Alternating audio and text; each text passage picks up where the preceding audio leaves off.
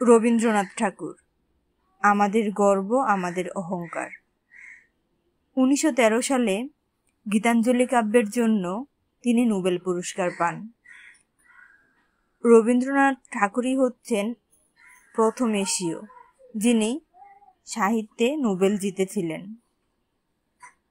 এই পদক শুধু একটি পুরস্কার নয়, এটি ছিল বাঙালির আত্মমর্যাদা এবং গর্বের প্রতীক।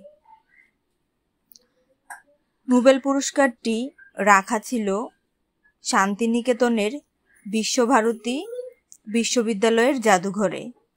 সেখানে রাখা ছিল রবীন্দ্রনাথের ব্যবহার করা নানা জিনিসপত্রও। দেশ বিদেশ থেকে হাজার হাজার মানুষ সেখানে আসত রবীন্দ্রনাথের এসব স্মৃতিচিহ্ন দেখতে। কিন্তু 2004 সালের 25শে মার্চ ভোরে ঘটল এক অবিশ্বাস্য ঘটনা।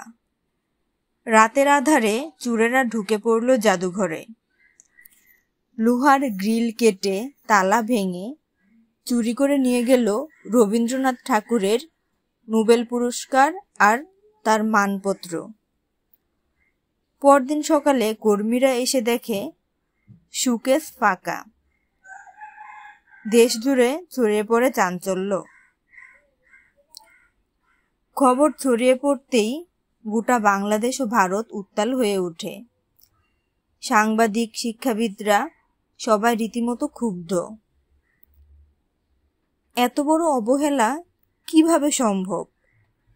রবীন্দ্রনাথ ঠাকুরের নোবেল কিভাবে এত সহজে চুরি হয়ে গেল? প্রশ্নের ঝড় উঠল চারদিকে। চুরির তদন্তে নামলো সিবিআই। শুরু হলো জিজ্ঞাসাবাদ, দেশ বিদেশে তদন্ত।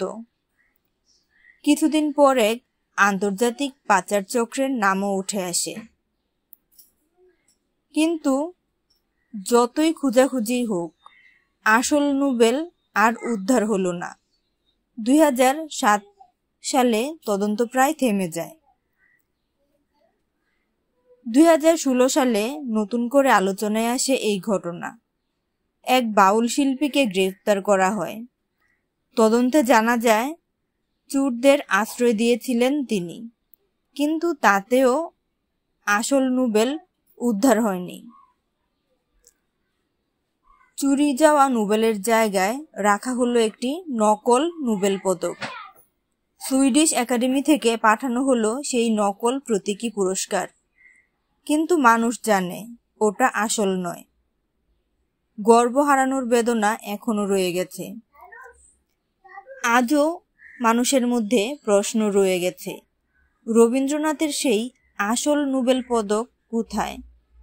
22 বছর কেটে গেছে, কিন্তু এই রহস্য এখনো অমীমাংসিত। এটি শুধু একটি চুরি নয়, এটি বাঙালির গৌরব হারানোর গল্প। রবীন্দ্রনাথ আমাদের আত্মা, আমাদের আলোর পথপ্রদর্শক, কিন্তু তার নোবেল চুরির দুঃখ আজও বাঙালির হৃদয়ে গভীর ক্ষত হয়ে রয়ে গেছে।